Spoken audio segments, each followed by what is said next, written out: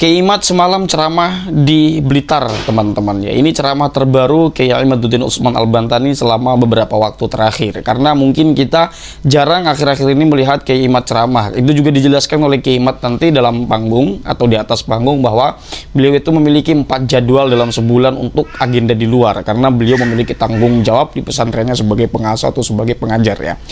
Sebagai pengasuh, sebagai pemimpin. Nah, teman-teman, ada hal menarik yang disampaikan Kiai Imad. Ini jangan di skip-skip ya, nanti akan saya tampilkan bagaimana isi ceramah yang disampaikan Kiai Imad. Ini sangat informatif, sangat edukatif juga. Ada hal-hal yang disampaikan mengenai kesejarahan ya.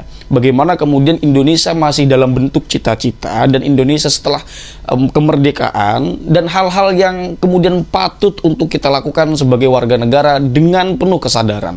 Khususnya waspada bagi pemerintahan untuk mencegah Bapak Prabowo dari rongrongan orang-orang yang mungkin ingin memecah belah bangsa.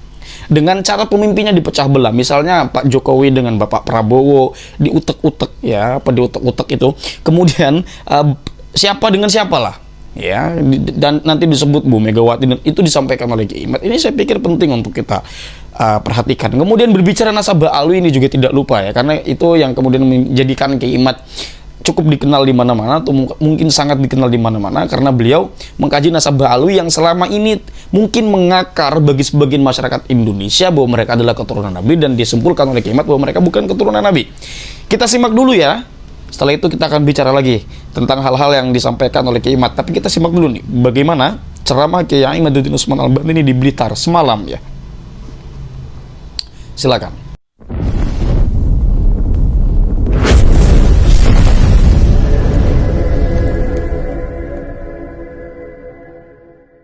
Menjaga warisan budaya itu. Selama mereka itu belum bisa menggantikan budaya kita, berarti kita masih menang. Tapi kalau mereka itu sudah bisa untuk mengganti budaya kita dari A sampai Z, termasuk bagaimana cara kita mengekspresikan rasa cinta kepada Nabi Muhammad dan ahli bait Nabi, mau diganti oleh budaya mereka yang mereka bawa dari tanah leluhur mereka. Padahal mereka kesini mau numpang makan karena di sana nggak ada padi, di sana nggak ada pohon, di sana nggak ada ketela. Deke kurang makan, wedus bae wis padalah kesusune ning kana. Akhirnya deke gelati pangan ning di, ya tidak ada lagi jannatun fid dunya Indonesia jannatun fid dunya. Surga yang ada di dunia ini adalah Indonesia. Malam hari ini kita beristighosa untuk menjaga Indonesia. Coba wong desa Blitar yang dulu Insinyur Soekarno ya, Kiai. Iki Kiai iki lagi nonggoni kita ngomong nasam kau dingin Gus. Isku meweruk kabeh wis putus nasabega. Kiai, ini kan tempat lahirnya Insinyur Soekarno. Betul enggak? Makamnya pun wis ditakdirakan nang Allah mati ning Jakarta, wis dikubur ning Bogor. Tapi leluhur orang-orang Blitar, di mana dia dilahirkan di sini, terus ning Allah peninjauan kembali. Ya Allah, kita mengajukan peninjauan kembali ke mahkamah. Ini putra kami Soekarno, kenapa dimakamin di Bogor? Dia lahirnya di sini. Tolong ya Allah, rubah itu di Lauhil Mahfud, di mana dikatakan lahir di Blitar, mati dan dikubur di Bogor. Tolong ganti itu yang ada di Lauhil Mahfud. Akhirnya Allah itu kan yamhullahu ma yasha wa yusbit. Allah bisa menghapus takdir bu, aja gegabah. Allah bisa menghapus takdir wis ditentukan. Maka digerakkanlah akhirnya kita bangsa Indonesia untuk memindahkan jasad Bung Karno dari Bogor kembali ke kampung halamannya di Blitar ini. Aja macem-macem wong Blitar. Wong Blitar iki presidennya se-Indonesia. Presiden pertama se-Indonesia. Tapi aja sombong dingin, presiden kedua wong Banten.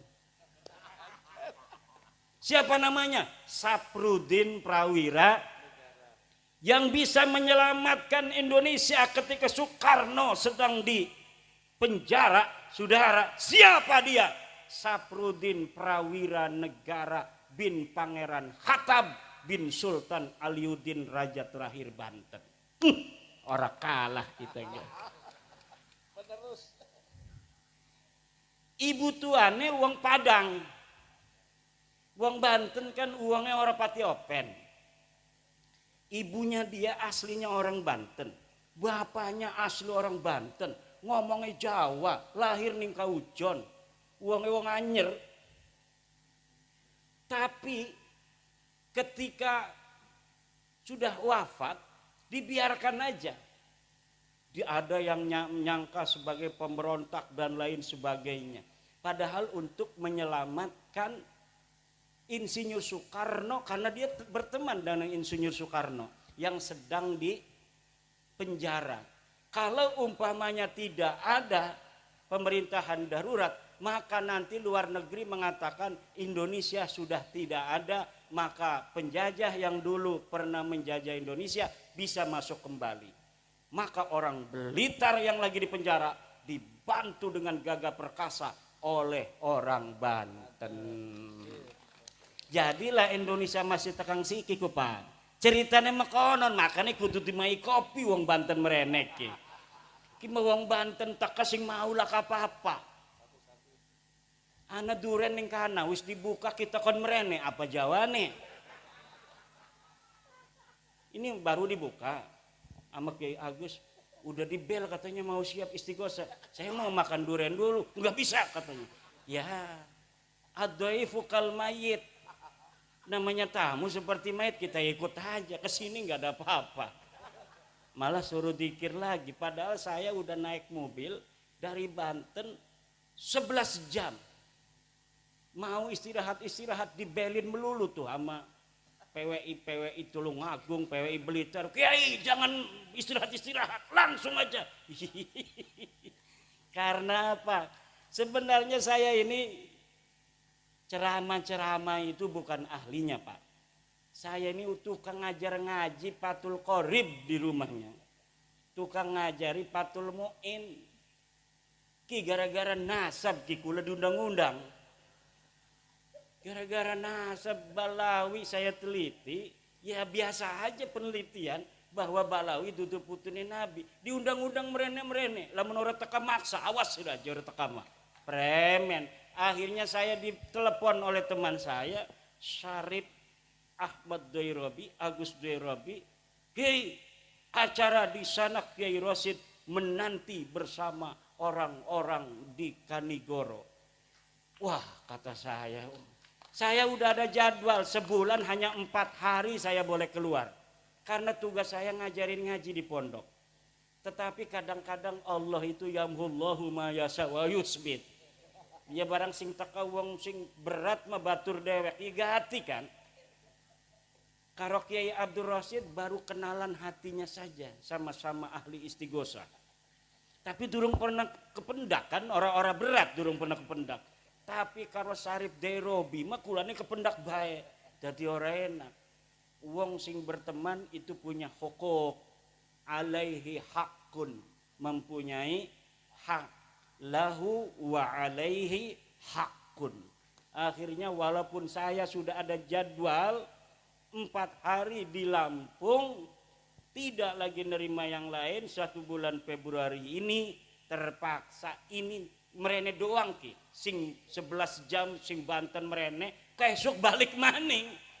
Allah hanya pengen kependak karo ibu-ibu yang cantik-cantik, keluarga besar Presiden Soekarno. Ini kita ini malam ini mau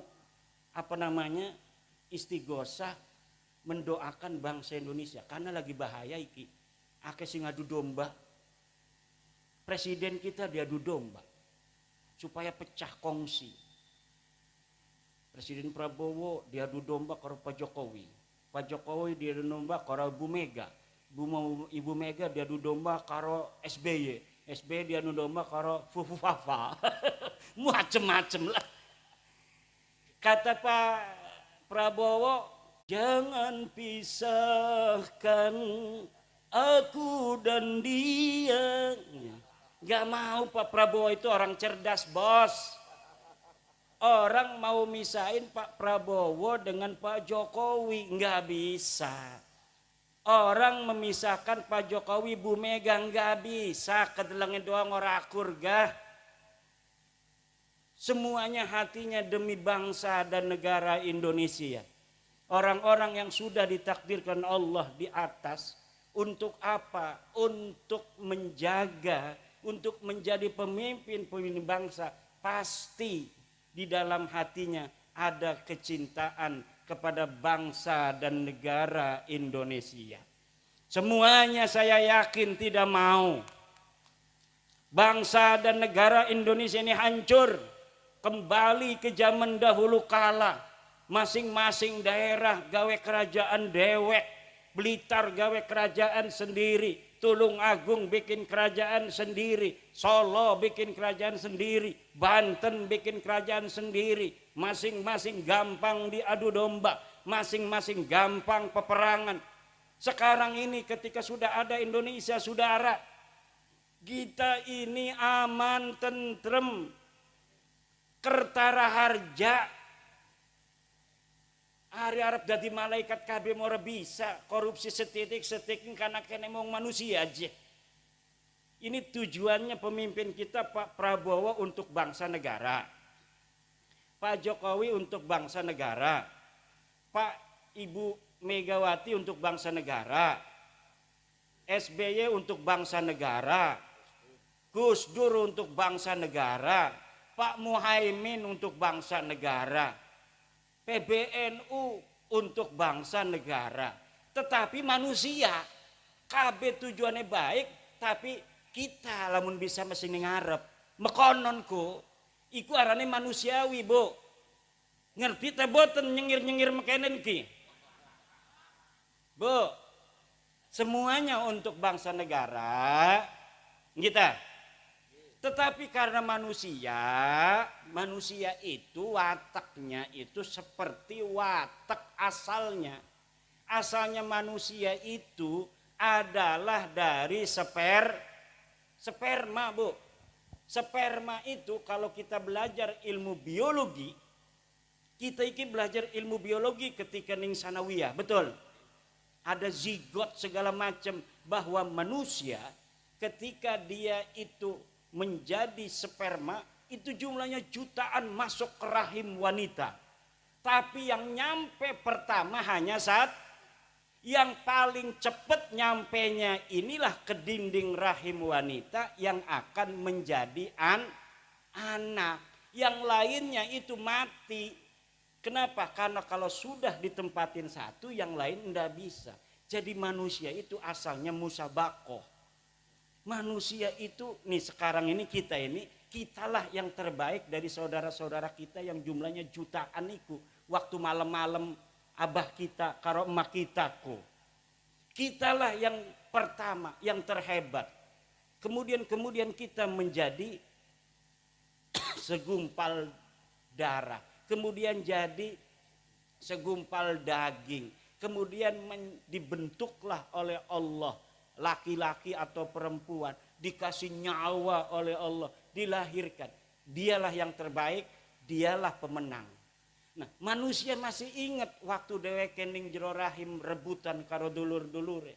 Maka walaupun tujuannya bagus semua, tapi ada persaingan. Iku persaingannya namanya persaingan politik. Persaingan politik itu wajar. Tapi tidak bisa diadu domba untuk menyengsarakan rakyat, enggak bakal mau mereka.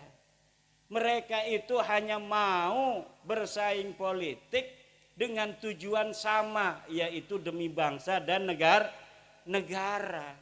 Lah musuh-musuh ini ngadu domba agar negara kita hancur.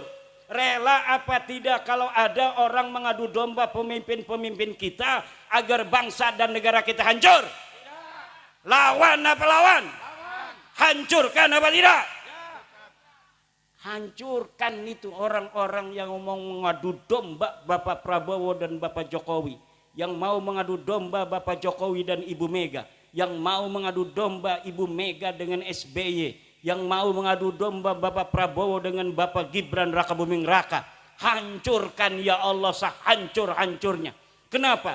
Kalau pemimpin-pemimpin kita itu sudah bisa diadu domba, maka lemah kekuatan kita.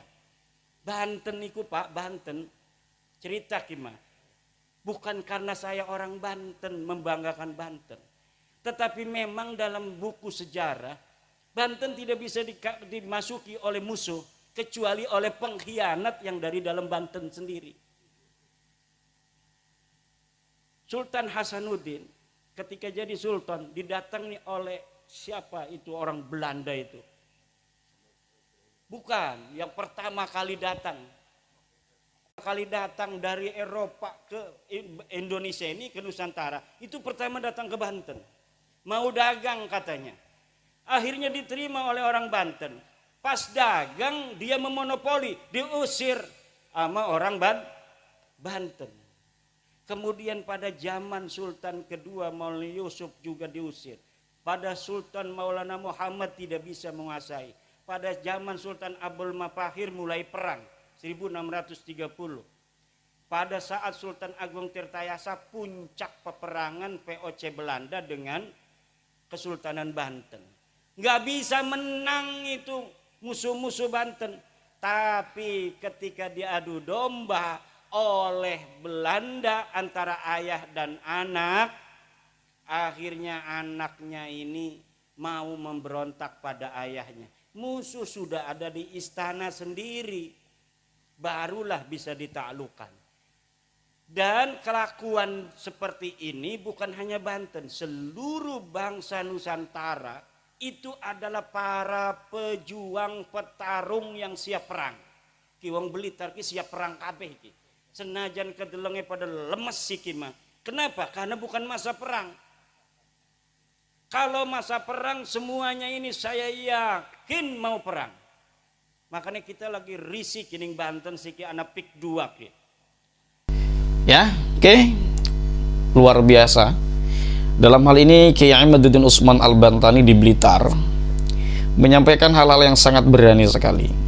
Dan itu secara tidak langsung memberikan nasihat ya. Nasihat kan baik kepada pemimpin kita Bapak Prabowo Subianto untuk berhati-hati terhadap orang-orang sekitar yang mungkin saja ada di antara mereka yang ingin merongrong hubungan Bapak Prabowo dengan Mas Gibran atau Pak Gibran atau Pak Prabowo dengan Pak Jokowi.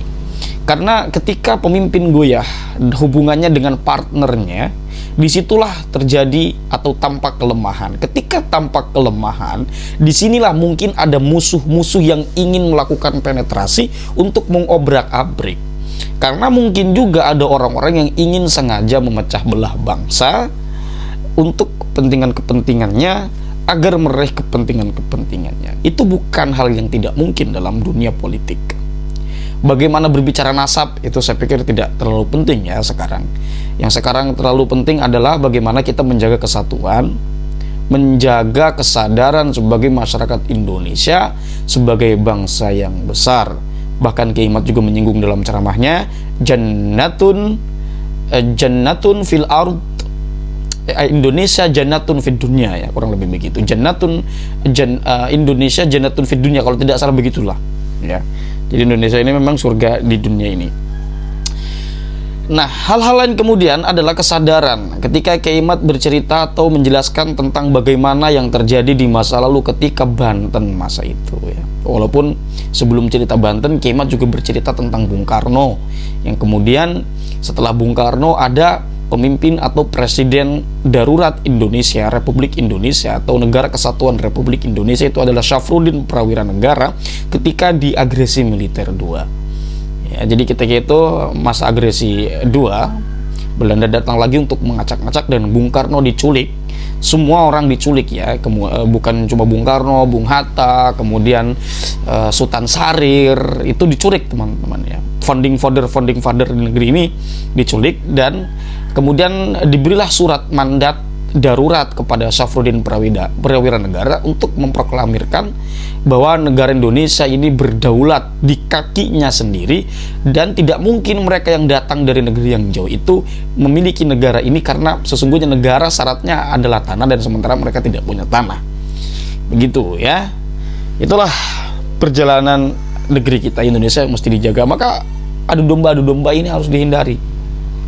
Seperti yang disampaikan oleh Kiai Imaduddin Usman Al-Bantani dalam ceramah tersebut, apapun bentuk adu dombanya yang mungkin terlihat baik, pasti provokator-provokator itu ada. Ini harus dihindari secara sungguh-sungguh. Ya, Kiai Imad tidak main-main. Walaupun ada banyak lagi yang belum saya tampilkan itu. Sebetulnya kalau teman-teman melihat live langsung di dalam video tersebut itu panjang ya, mungkin sampai 1 jam. Ada bicara PIK juga, PIK PSN itu. Tapi ini paling tidak apa yang saya tampilkan tadi bisa kemudian bermanfaat kepada teman, atau bermanfaat untuk teman-teman, agar supaya teman-teman memahami. Paling tidak dari sisi kesejarahan, teman-teman juga boleh ikut berdiskusi di bawah kolom komentar atau di dalam kolom komentar tentang nasabah alwi, ya, tentang orang-orang yang mungkin ingin mengadu domba kebudayaan yang ada di Indonesia dan semacamnya. Nah, kesadaran-kesadaran ini menjadi hal yang sangat penting untuk kita atau bagi kita semua, karena seperti atau sebagaimana disampaikan oleh W.S. Rendra, kesadaran adalah matahari. Kita mengetahui bahwa di depan saya ini ada HP nih, ya, teman-teman mengetahui di depan ini ada HP, itu kan kesadaran. Sadar karena teman-teman melihat di depan, oh ini HP. Kenapa teman-teman langsung mengidentifikasi bahwa ini HP? Karena teman-teman memiliki pengetahuan tentang HP terlebih dahulu. Jadi konsepnya sudah ada di sini. Nah, itu kesadaran ya. Kita tahu bahwa HP ini ada karena kita menyadari bahwa ini ada. Walaupun ini di hadapan teman-teman, tapi teman-teman tidak melihatnya. HP ini bagi teman-teman tidak ada. Walaupun ada di depan teman nih, karena teman-teman tidak melihatnya, mungkin melihatnya ke mana. Walaupun ada di samping teman-teman, tapi bagi teman-teman HP ini, karena teman-teman tidak melihatnya, HP ini tidak ada. Paham nggak? Ini masuk ke ruang filsafat. Oke. Barangkali itu teman-teman hal-hal yang dapat saya sampaikan. Saya mohon maaf. Hadanallahu wa iyyakum ajma'in. Salam cinta damai untuk semuanya, untuk NKRI tercinta. Salam Pancasila. Wallahu huwal muwafiqu ila aqwamit thoriqin. Wassalamualaikum warahmatullahi wabarakatuh.